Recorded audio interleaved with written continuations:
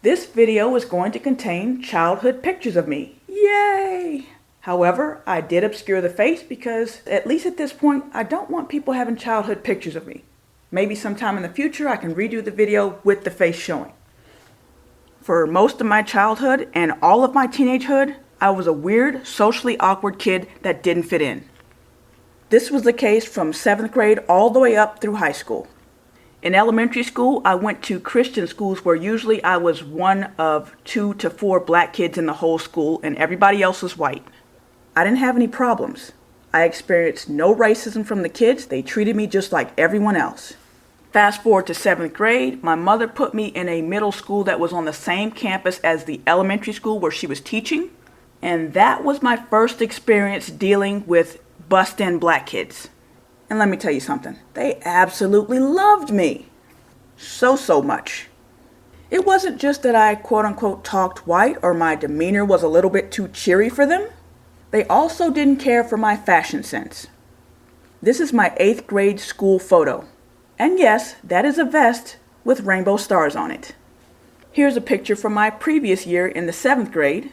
I'm wearing a lime green shirt with a blue clown collar. Gee, I wonder why I didn't fit in. During this time, Cross Colors was a big popular black brand, so they were wearing cross colors and I was wearing this. And the funny thing is, you couldn't tell me I wasn't styling and profiling. I didn't care that nobody else had on clothes like this. But anyway, the bussed-in black kids were so unbelievably cruel, and the girls were so much worse than the boys, I think because I was a female. Whichever sex you are is the sex that gives you the most crap. Fortunately, and maybe even surprisingly, none of them ever put their hands on me. I never got into any fights with any of them. I actually got in a fight with a white girl once, but it never came to blows with the bussed-in black kids. I think part of the reason for that was because I never really stood up for myself. I was kind of scared of them actually, so I just backed down. One thing that kept my spirit from being crushed is that I kind of lived in my own imaginary world, which is evident from the clothes I was wearing, but also because the white kids were not mean to me. And maybe that's because they were scared of me just like I was scared of the bussed-in black kids. But anyway, I could hang with them and they were at least tolerant of me. Some of them actually liked me and were my friends. My best friend in 7th grade was a white girl, but unfortunately the next year she moved away and went to a different school, so I never saw her again. Oh, and by the way, black kids who weren't bussed in, I didn't really have a problem with them. They weren't my friends, but they didn't mess with me. And likewise, not all bussed in black kids were messing with me, just most of them.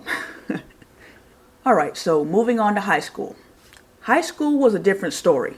My freshman year was okay because I went to the high school that was on the same campus with my middle school and my mother's elementary school, so I was going to school with kids who already knew me and they kind of understood that I was weird and they were used to it. I didn't necessarily fit all the way in, but there were people I could hang with because they knew me.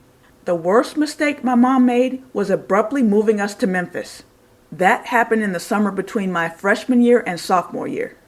I ended up attending a school that was 99% black. But that wasn't the problem. The problem was these particular black people were not used to diversity, so they were very intolerant of people who didn't act like them. Even the few white kids who went to the school were more like black people with white skin. There was no place in that environment for a nerdy black girl who talked the way I did and acted the way I did. The year and a half I spent in Memphis City schools was the worst time of my life. But that's when I started discovering things about myself that would help me survive. I learned how important a stone face is. Don't show them any emotion because that's what they want. I kept mostly to myself and tried to fade into the background so that I wouldn't be taunted and made fun of. I spent a lot of time maladaptive daydreaming, but when I wasn't daydreaming, I was watching people. At first, I watched them to try to figure out what they were doing to fit in, and then maybe I could mimic them so I could fit in. But that never worked for me. I never could figure out what I was doing that made people so weirded out by me. I had stopped wearing the starry vest and the lime green shirts with the clown collars, so it wasn't that. Eventually, I gave up on trying to fit in, but I kept watching people. And after a while, my people watching started to take on a whole new purpose. I started recognizing certain categories of personalities. I would look at a person and say, oh, she's one of those. Or, he's like this group. I also started noticing behavior patterns, and then I would try to figure out why people did the things they did. Okay, I see what this girl is doing, but why is she doing that? Anyway, halfway through my junior year, my mom let me go live with my uncle and his family, and this was a very good move for me. I was an only child, so not only did I not have anyone to talk to at school, there was nobody for me to talk to at home except my mom.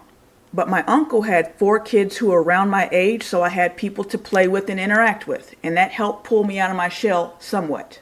I enrolled in a school that was about 25 to 30% black. Things got better for me, but I was still awkward and I still didn't fit in. I did not have any friends. I did have one love interest my senior year, but he did not go to the school. He was twice my age. I was 17, he was 34. But other than that and my cousins, I didn't have any connections in high school. So I continued my people watching. But this time, not only was I watching black people, I was watching people of all races. There was nothing but blacks and whites in most of the schools I went to in Memphis. But at this new school, pretty much all races were represented. I got to see how the races interacted with each other and with themselves. And that led to me noticing even more patterns. Some of them were similar to the ones I'd seen in Memphis, and some of them were completely different. Things I never got a chance to witness before. And that's how I got pretty good at reading people. Even though I still couldn't figure out how to fit in with them, I could read them, and I could predict patterns, and I could figure out why they were doing the things they did. I graduated from high school and went off to college, still awkward and still isolated. I lived in the dorms. I was able to get along with all my roommates and they were all nice to me. They weren't necessarily my friends, but like I said, we got along. However, my first semester at school, there were some girls on my floor who began to make snide remarks to and about me. I guess they heard my accent and noticed my awkwardness and thought they could just say whatever. And then that made other girls not take me seriously, and then they started in on me too. In college, there aren't really any quote-unquote adults to tattle to, not that I ever resulted to tattling in the past. Yes, I could have talked to my RA, but if you get other people to fight your battles for you and stick up for you, that just makes you look weak and things just get worse. So I had to stand up for myself. I started answering these girls back when they got reckless with their tongues. And this was when I discovered that I was pretty good at quips and comebacks. I would deconstruct their insults and flip it back on them. Gradually, these girls started watching their mouths because they knew I could embarrass them. Most bullies, especially girls, don't want a fight. They want you to back down. As soon as you stand up for yourself, a lot of them will move on. I discovered that I was good at debating only because of the bad things that I went through. And I find that a lot of times knowledge and special gifts come at a price. I learned to do what I do at the price of not fitting in. The analogy that I like to use is that when you're on the inside of a house, you can only see the room that you're in. But from the outside of the house, you can see the whole house. Popular kids only see things in their own world. They don't notice the quiet kid sitting over in the corner who doesn't have any friends. But I did, because I was that kid. And not only did I see the popular kids, I saw the jocks, I saw the emos, I saw the cheerleaders, I saw the fast girls, I saw the black kids, I saw the Asian kids. I saw everybody, and I watched them. But anyway, my childhood and my teenagehood is why I make videos. When I come onto YouTube and I see video after video taking cheap shots at black women, it takes me back to what I went through as a kid and a teenager. And I don't like it. Everybody wants to use black women as a scapegoat because if they keep talking about us and our insecurities and our problems, it takes the attention off of them. The very first video I made when I came back to YouTube was about 2 Asian boys who felt the need to make a video about how they're not interested in black women. I've talked to Asian guys and they told me how Asian girls have their nose up at them. They're actually told by their own race of women, I don't date Asian guys. So these 2 Asian boys, they didn't make a video about that. No, they make a video about how they don't like black women. Why? I think it's partly because it takes the heat off of them. They've been rejected, but now they get to reject someone. That's a pattern I noticed, and that's not even a deep revelation. I think most people can see that. Those 2 Asian guys could bond with other males over the shared feelings of not liking black women. They can fit in now. And they'll get comments from other guys saying, hey, I don't like them either. And they formed a brotherhood over not liking black women. And I don't care that these guys didn't like black women. That's not the point. It was because they made a video out of it and because of all the things I've just mentioned. Veganator was another one who was kind of shaking his ass in black women's face. If he had kept it up, I would have been on him too. When he was going through that thing with Crystal and Kerosene, I wasn't making videos then. But now he's gone back to being the white nationalist with the black girlfriend. He's not talking about black women anymore, and maybe that's because of his girlfriend. I sure would like to know what's up with her. I'm sure she knows her boyfriend's views on race. She's probably doing one of those he ain't talking about me rationalizations. Or maybe she doesn't like black people either. I don't know. But anyway, I don't really run across that many videos by non-black males talking about black women. And a lot of times when I do, it's a mirror video. But guess who makes plenty of videos tearing down black women? You guessed it, black men. I will challenge anyone who opens their mouths against black women, even if it's black men. I will challenge Asian guys, I will challenge white guys, and even Asian women. Anybody. I'm here to defend black women. Some of you may ask, what about black men? Well, you guys have your own champions. I'm not saying I'll never make a video on behalf of black men, but they won't be my focus. You guys have black male YouTubers who defend you and tell your story. When I made my video about women of other races getting with black men for their own benefits, a guy asked me why I only talked about black men. And he was like, don't black women get used by non-black men? Of course. And if you want a video about that, you make it. Actually, you don't have to. There are already numerous black male YouTubers that tell black women every day how undesired we are, and how other men only see us as sex objects, and how 70% of us are single, and how we're jealous of white women, and how we have hair issues and skin issues, and we're fat and ugly, and on and on and on. Y'all already got that covered. So don't look for me to make videos like that. Go give Tommy Sotomayor your video request about that. He'll gladly do it because he lives for it. I don't have to be balanced. I don't have to say, okay, I made a video about black men, so let me make a video about black women so I can even it out. Nah. If you need that, go to the numerous black male YouTubers and they can tell your side. I'm here for black women. Black women need to hear other women who are good at expressing themselves without getting too emotional, and there aren't that many of them. There are a lot more men who are good at that than women. I've noticed that men seem to be a lot better at debating than women on average. It's a lot more frustrating for me to debate a female than it is a male. Females tend to make their arguments based on exceptions too much and appeals to emotion. And for those of you women out there who just said men do it too, that's exactly what I'm talking about. Obviously, if I say women do something, I don't mean no men do it. I mean women do it more. And not only do they do it more, they do it significantly more.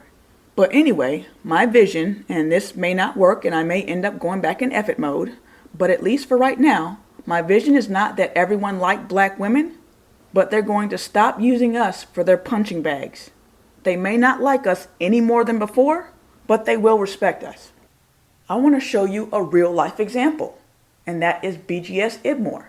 If you listen to the tone of his first video response to me, it was very condescending. He was calling me cupcake and sweetie, not taking me seriously. However, if you compare that with his newest response to me, he was a lot more calmed down and a lot more respectful, and I'll return the favor when I respond. See, this works. This is how I got people to stop messing with me. Of course, I'm not the greatest debater ever, but I'm going to be a lot better than the average person because this is what I had to do to defend myself. People who have to fight for their lives are the best fighters. This thing that I do, I wish I didn't know how to do it because it came at too great of a cost. I would have rather fit in. I would love to know what it's like to be a popular girl in school, to be asked to the prom or to slumber parties or whatever else teenage girls like to do. But that didn't happen to me, so now I do this. This is what I have to offer. I don't do hair tutorials, I do this. I want black women to be able to listen to my videos and hear rebuttals for the things that people say to hurt us. I don't have anything against black guys, but I will make a rebuttal to a black guy if he's talking sideways about black women. I appreciate my male listeners who have been with me from the start, but right now my focus is defending black women, even from black men. The guy I was talking to on Facebook who said he felt like my videos were hurting men, he also said that he felt like I was fueling the gender war. This isn't a war. We're talking. It just starts out with headbutting and insults and condescension, but then it usually calms down. That is, unless the other person is an idiot and just likes to fight. But sometimes this going after each other thing has to happen at first. You got to get all that out the way so you can talk. When you get in an argument with your wife, do y'all start out listening to each other and actually having a conversation? No, you start out yelling and cussing and spitting. All that emotion and anger and hurtness has to come out first. Then we can talk. Yes, I will take a motherfucker down a notch if that's what they need. Yes, I will back you up off me. But after that, I want to talk to you.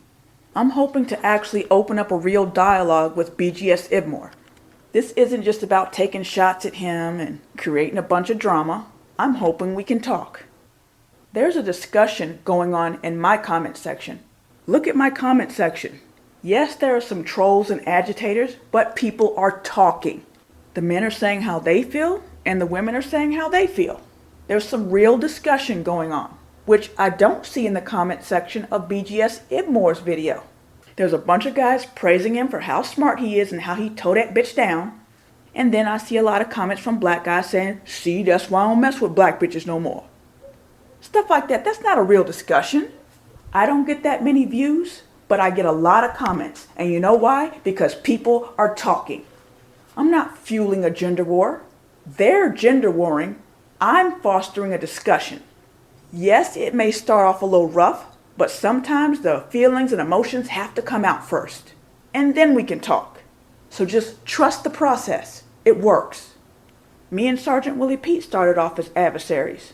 But then once all the condescension and the chest thumping and the flexing got out, we actually had some pretty good discussions and we would make videos piggybacking off of each other. We don't agree on everything, of course, but we never go back to the level that we started at. So like I said, trust the process. It works. Alright, that concludes this video. I'm going to make the next video in the series I was talking about, and I'm also going to make a video addressing the haters. You shouldn't address the haters. No. Don't worry about it. I got this. I've been dealing with this shit all my life. Bring it. I also have some videos planned on some other topics, so just keep looking out for them. Thank you for watching.